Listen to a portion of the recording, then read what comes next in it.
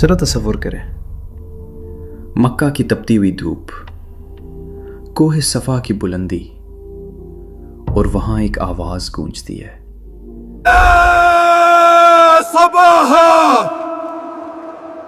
ये आम आवाज नहीं थी, ये खतरे की सदा थी। ऐसी सदा जिसे सुनकर मक्का के लोग सब कुछ छोड़कर दौड़ आते थे। बाजार बंद हो गए, घरों के दरवाजे खुल गए, कुरैश के सरदार, ताजिर, गुलाम, बच्चे सब कोह सफ़ा की तरफ लपके, क्योंकि आवाज़ देने वाला कोई और नहीं था, ये मोहम्मद सल्लल्लाहु अलैहि वसल्लम थे, अब्दुल्ला के बेटे, जिन्हें सब अल सादिक और अल अमीन के नाम से जानते थे। लोग जमा हो गए, सांस रोके, नजरें जमी हुई थीं। तब अल्लाह के नबी सल्लल्लाहु अलैहि वसल्लम ने फरमाया, अगर मैं तुमसे कहूं कि इस पहाड़ के पीछे एक लश्कर है जो तुम पर हमला करने वाला है, तो क्या तुम मेरी बात मानोगे? एक लम्हे की खामोशी, फिर एक ही आवाज, हाँ, हम मानेंगे, आप कभी झूठ नहीं बोलते। रसूल सल्लल्लाहु अलैहि वसल्लम ने फरमाया, ऐ कुरैश, अल्लाह एक है, उसी की इबादत करो, उसके सिवा कोई माबूद नहीं, बुत परस्ती छोड़ दो, मैं तुम्हें एक सख्त अजाब से डराने आया हूं। सब लोग खामोश, मगर उसी हुजूम में एक शख्स खड़ा हुआ, आंखों में गुरूर, दिल में तकब्बुर और जबान पर जहर। तब्बल लका या मोहम्मद, अलिहाजा जमातना, तुम तबाह हो जाओ मोहम्मद, क्या इसी बात के लिए तुमने हमें जमा किया था? ये कोई अजनबी नहीं था, ये रसूल सल्लल्लाहु अलैहि वसल्लम का अपना चचा था, सगा चचा, जो खानदान का सहारा होना चाहिए था। मगर वो चचा रसूल सल्लल्लाहु अलैहि वसल्लम का सबसे पहला और सख्त दुश्मन बन गया। ये वो लम्हा था जब दुश्मनी सिर्फ अल्फाज तक महदूद ना रही, बल्कि खून के रिश्ते भी टूट गए। इस शख्स का नाम था अब्दुल उज़्ज़ा बिन अब्दुल मुत्तलिब, जिसे तारीख ने अबू लहब के नाम से याद किया। अबू लहब यानी आग का बाप, वही अबू लहब जिसकी दुश्मनी पर रब्बे कायनात ने कुरान में एक पूरी सूरत नाजिल फरमाई, तब्बत यदा अबी लहबिम व तब, अबू लहब तेरे हाथ टूट जाएं। यूं अल्लाह ने अबू लहब को कयामत तक के लिए निशाने इबरत बना दिया। और सिर्फ वही नहीं, उसकी बीवी को भी कुरान ने कहा हम्मालतल हतब, यानी आग उठाने वाली, फितने फैलाने वाली। मगर सवाल यह है, अबू लहब रसूल सल्लल्लाहु अलैहि वसल्लम से इतनी नफरत क्यों करता था? क्या यह सिर्फ खानदानी दुश्मनी थी? क्या यह सिर्फ बुतों का मसला था? या इस नफरत के पीछे गुरूर, हसद और इक्तदार के छिन जाने का खौफ था? अल्लाह ने अबू लहब का नाम लेकर उसे हमेशा के लिए क्यों रुस्वा कर दिया?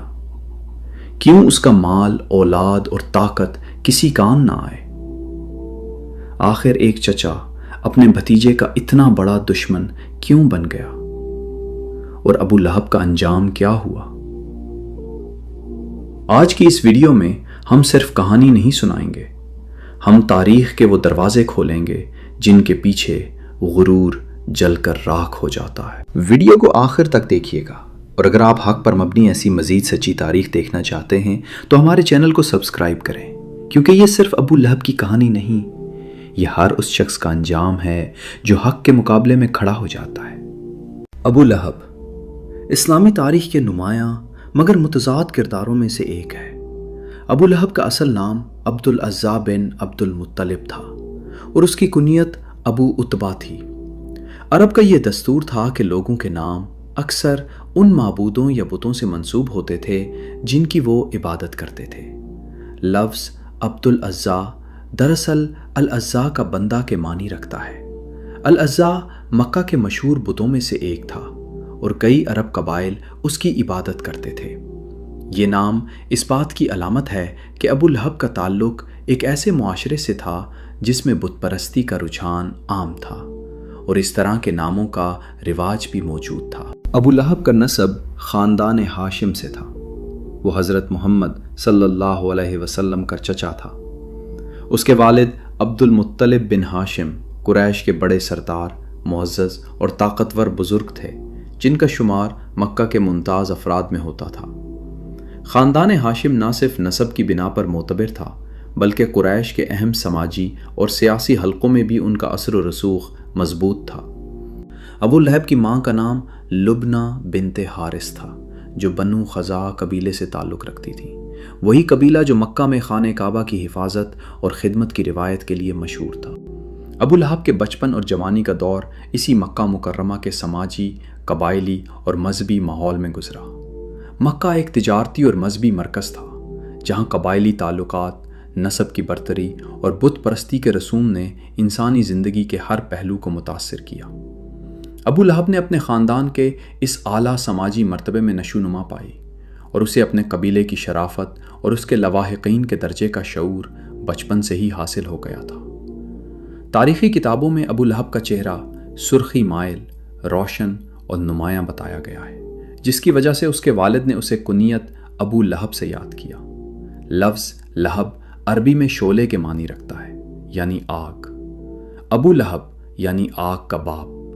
اس نام کے پیچھے دو ممکنہ وجوہات بیان کی جاتی ہیں۔ ایک یہ کہ اس کے چہرے کی سرخی اور منفرد جلوہ لوگوں کو آگ کے شعلوں جیسا محسوس ہوتا تھا، اور دوسرا یہ کہ بعد کے حالات میں قرآن مجید نے اسے آگ کے سخت عذاب کی مثال کے طور پر بیان کیا۔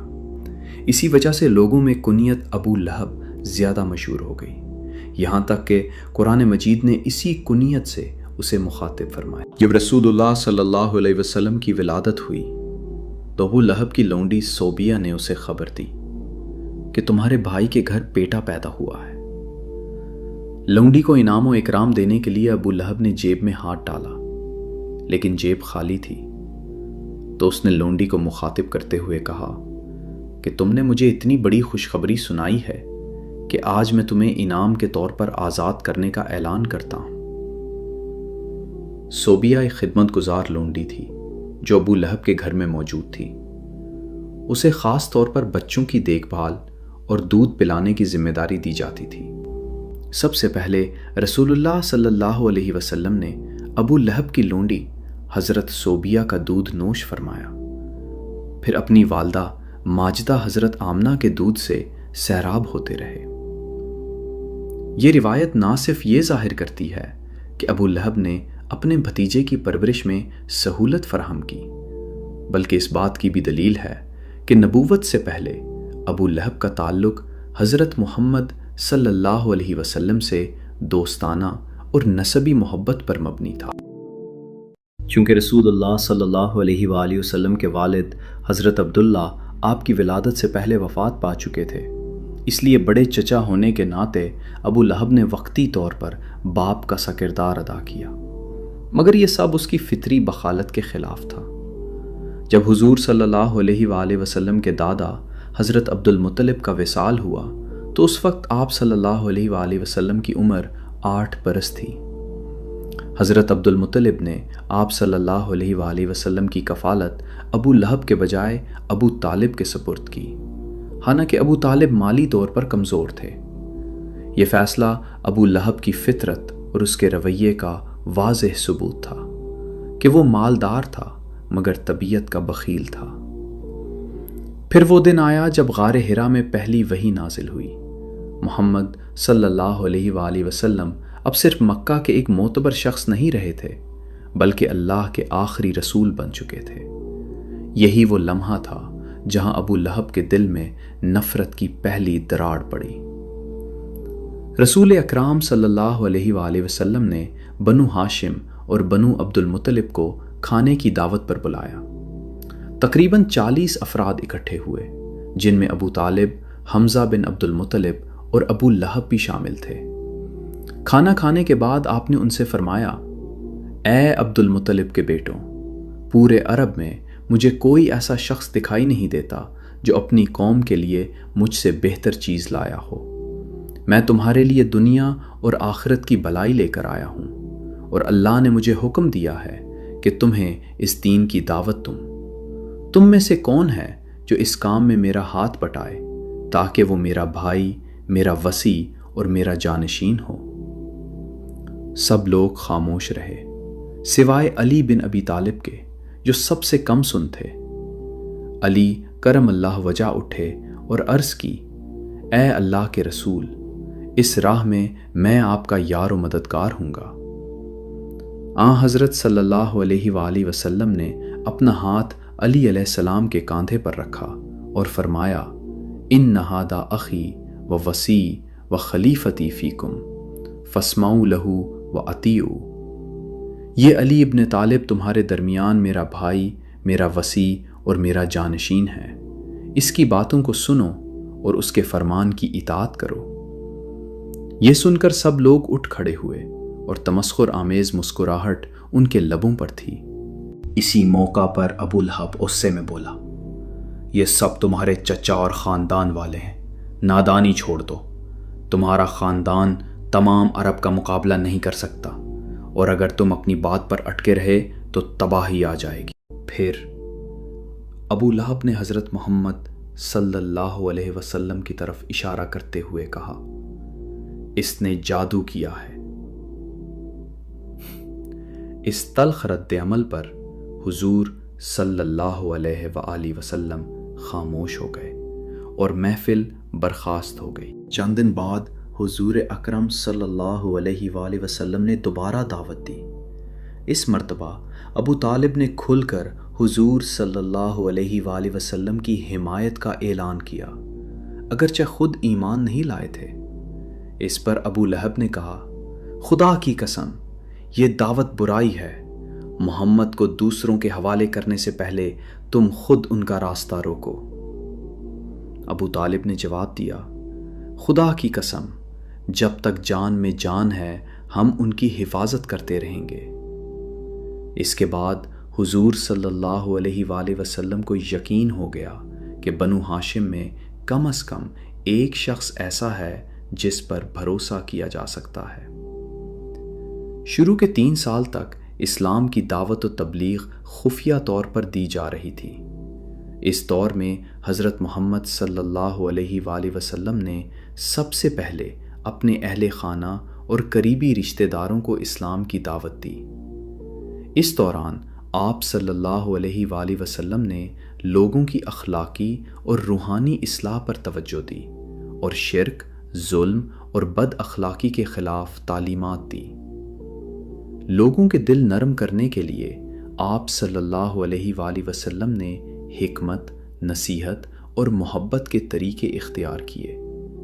اس دوران کچھ افراد نے رازدارانہ طور پر اسلام قبول کیا اور کئی لوگوں نے قریش کی بت پرستی کے اثر سے آزاد ہو کر سچائی کو پہچانا۔ حضرت خدیجہ رضی اللہ عنہا ایمان لانے والی سب سے پہلی خاتون تھیں جنہوں نے نبی کریم صلی اللہ علیہ وآلہ وسلم کا مکمل ساتھ دیا۔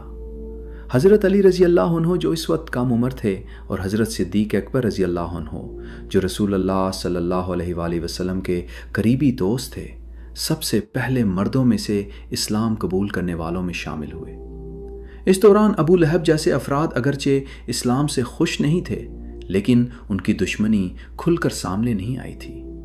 اصل مور اس وقت آیا جب اللہ تعالیٰ کا حکم نازل ہوا کہ اپنے قریبی رشتہ داروں کو خبردار کرو۔ اس حکم کے بعد رسول اللہ صلی اللہ علیہ وآلہ وسلم نے فیصلہ کیا کہ اب اللہ کا پیغام عوام کے سامنے پیش کیا جائے۔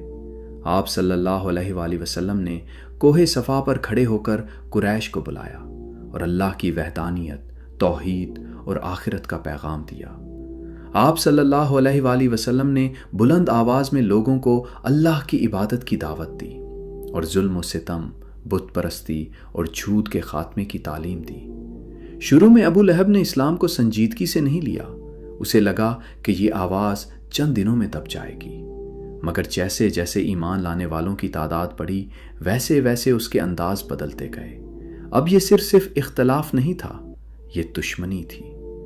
اس موقع پر قریش کے بعض بڑے سرداروں اور طاقتور افراد نے پہلی بار رسول اللہ صلی اللہ علیہ وآلہ وسلم کی مخالفت شروع کی۔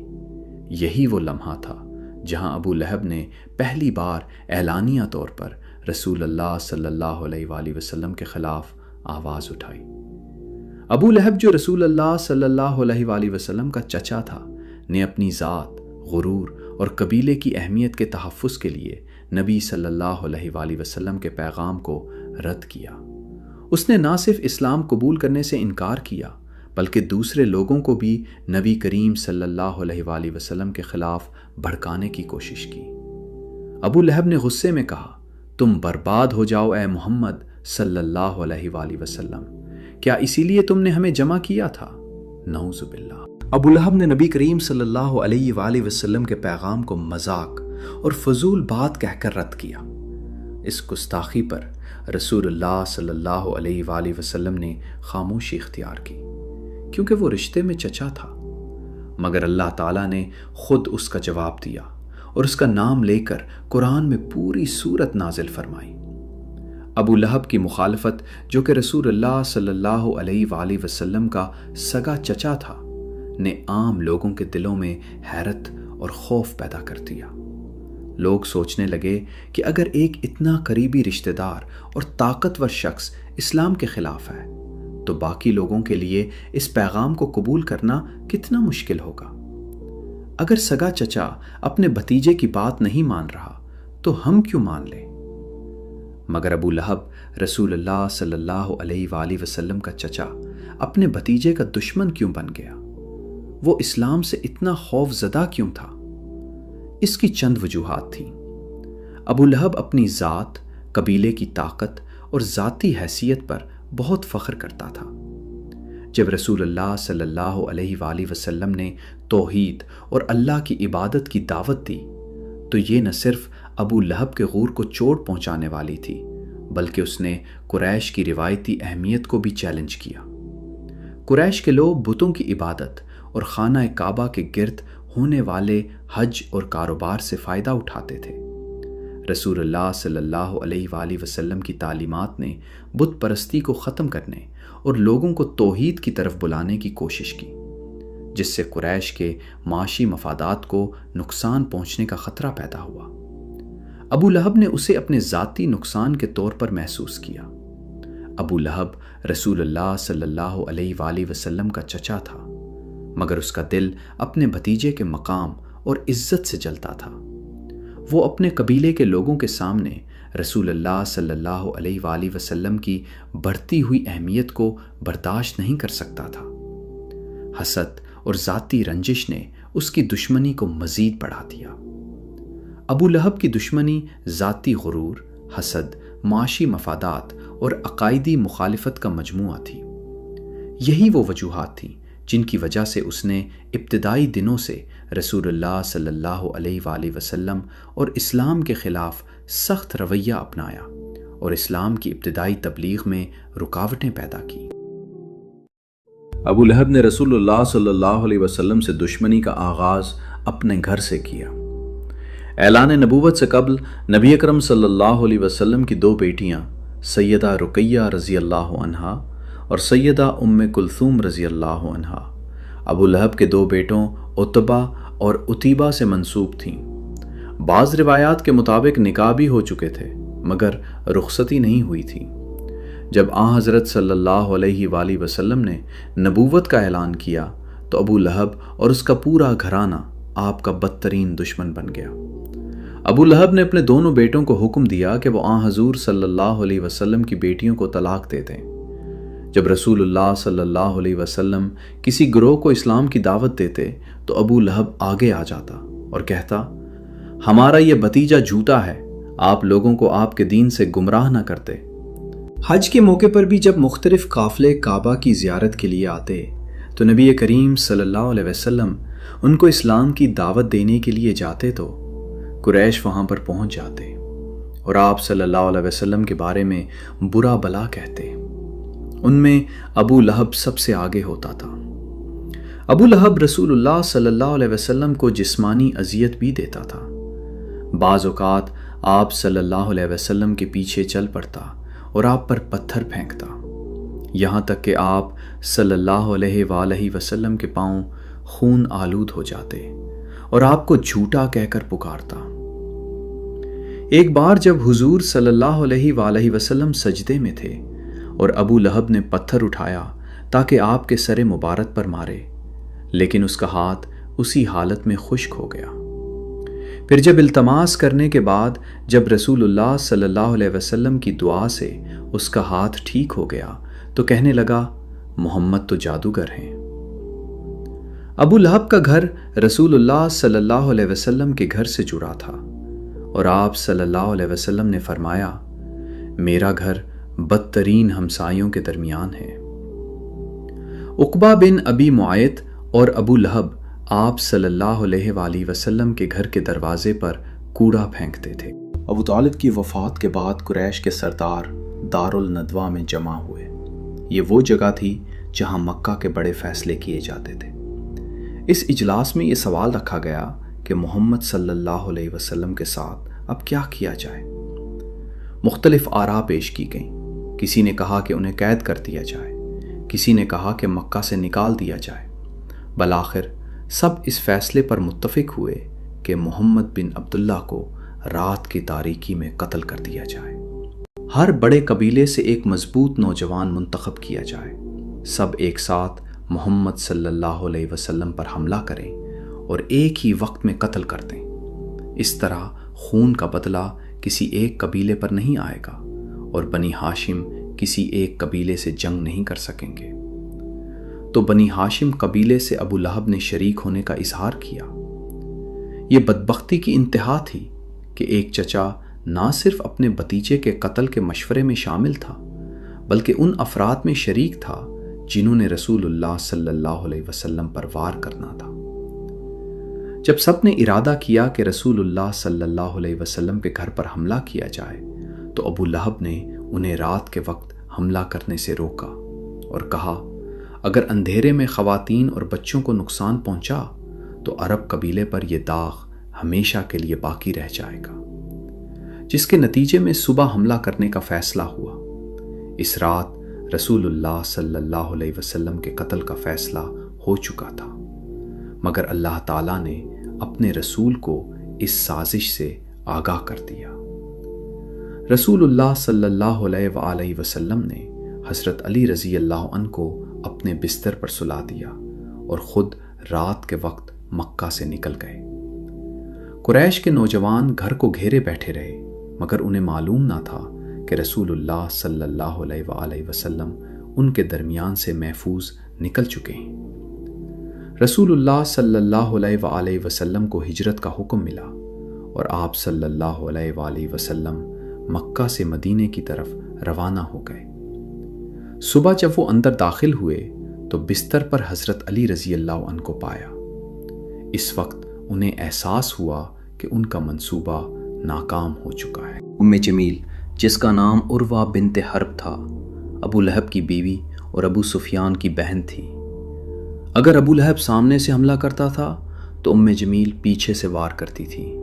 اس کی زبان تیز تھی اور دل زہر سے بھرا ہوا۔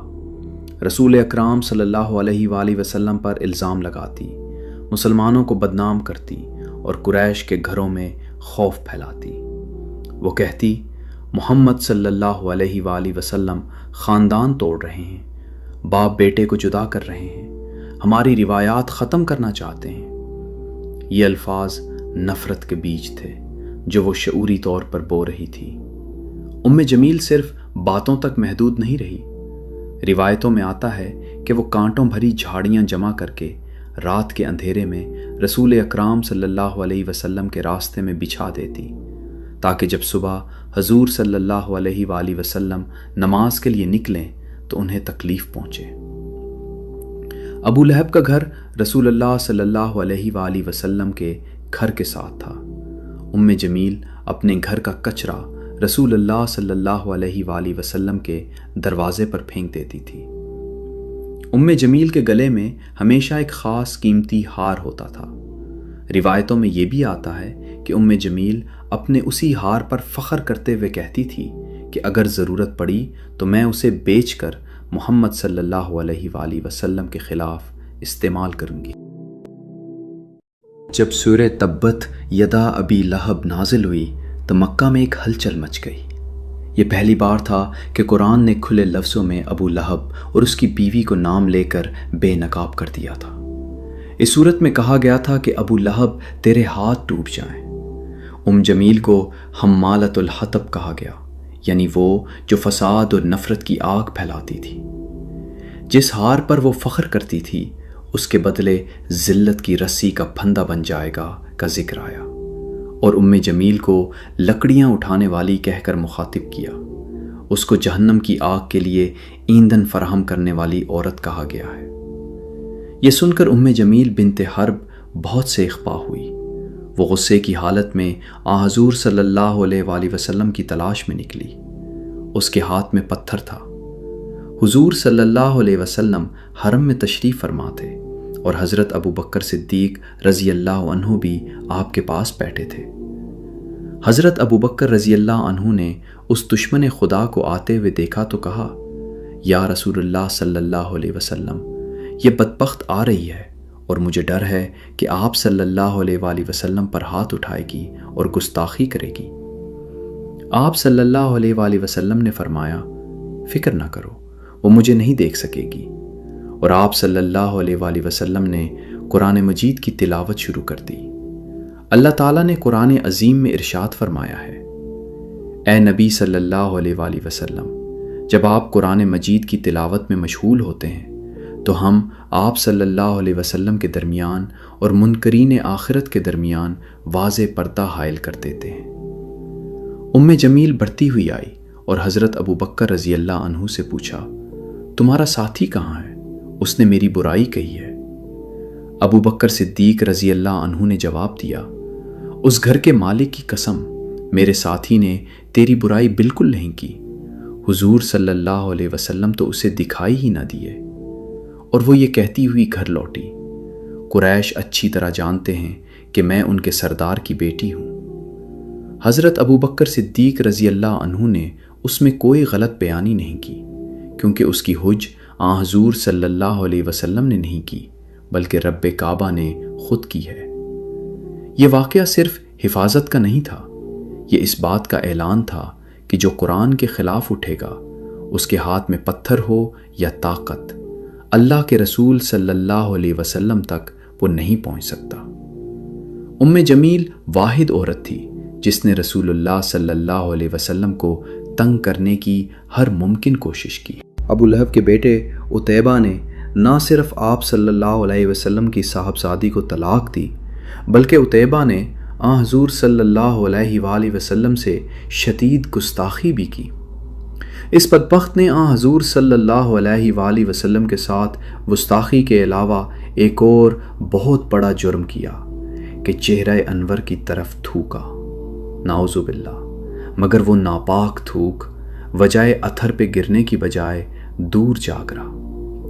اس کی گستاخی پر حضور اکرم صلی اللہ علیہ وسلم نے دعا مانگی، اے اللہ اس پر اپنے کتوں میں سے کسی کتے کو مسلط کرتے۔ عتیبہ، ابو لہب اور اس کی بیوی تینوں کا بہت برا انجام ہوا۔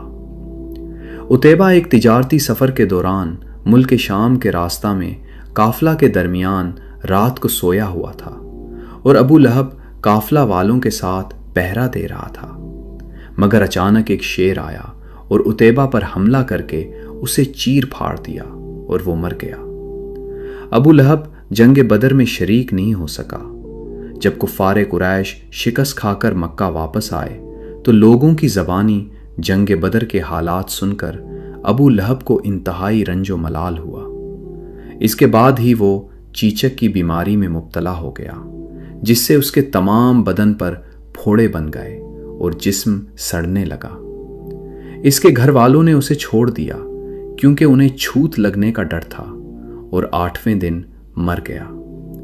عرب کے لوگ چیچک سے بہت ڈرتے تھے اور اس بیماری میں مرنے والے کو بہت ہی منحوس سمجھتے تھے، اس لیے اس کے بیٹوں نے بھی 3 دن تک اس کی لاش کو ہاتھ نہیں لگایا، مگر اس خیال سے کہ لوگ تانا ماریں گے ایک گڑھا کھود کر لکڑیوں سے دھکیلتے ہوئے لے گئے اور اس گڑھے میں لاش کو گرا کر اوپر سے مٹی ڈال دی۔ اور بعض مورخین نے تحریر فرمایا کہ دور سے لوگوں نے اس گڑھے میں اس قدر پتھر پھینکے کہ ان پتھروں سے اس کی لاش چھپ گئی۔ ایک روایت یہ ہے کہ انہوں نے کچھ حبشیوں کو اجرت دے کر اس کی لاش اٹھوائی اور انہی مزدوروں نے اس کو دفن کیا۔ عتیبہ، ابو لہب اور اس کی بیوی تینوں کا بہت عبرتناک انجام ہوا۔ اس کی بیوی جو جمیل کے نام سے مشہور تھی، وہ بھی ایڑیاں رگڑ رگڑ کر مری، اور اللہ تعالیٰ نے ارشاد فرمایا اس کی گردن میں مونج کی رسی ڈال کر اسے جہنم میں پھینکا گیا ہے۔ وہ اپنے قیمتی ہار پر فخر کیا کرتی تھی اور کہتی تھی کہ میں یہ قیمتی ہار بیچ کر محمد صلی اللہ علیہ وسلم کی مخالفت میں لگا دوں گی۔ اللہ تعالیٰ نے اسی گردن میں وہ توق ڈالا جس سے شیطان بھی پناہ مانگتا ہوگا، اور وہ دوزخ کی لکڑیاں اٹھائے گی۔ ابو لہب کی زندگی اور اس کے اعمال ہمیں یہ سبق دیتی ہے کہ دنیاوی طاقت، دولت اور رشتہ دارانہ ربط انسان کو اگر راست بازی سے دور لے جائیں تو وہ خود اپنی تباہی کا سبب بن جاتا ہے۔ دشمنی، ظلم اور حق کے خلاف سرکشی کبھی بھی محفوظ نہیں رہتی۔ سورۃ المسد کی آیات نے صدیوں بعد بھی ہمیں یہ یاد دلاتی ہیں کہ اللہ کی نافرمانی اور شرارت کا انجام ہمیشہ عبرتناک ہوتا ہے۔ یہ کہانی ہمیں نصیحت کرتی ہے کہ ہم اپنی زندگی میں حق کی حمایت کریں، ظلم سے دور رہیں اور اللہ کی رضا کو مقدم رکھیں، ورنہ تاریخ کی طرح ہمارا نام بھی عذاب اور عبرت کے ساتھ یاد کیا جائے۔ اگر آپ کو ہماری یہ ویڈیو پسند آئی ہے تو چینل کو سبسکرائب کریں اور ویڈیو کو لائک کریں۔ ملتے ہیں بہت جلد ایک نئی معلوماتی ویڈیو کے ساتھ۔ اللہ آپ کا حامی و ناصر ہو۔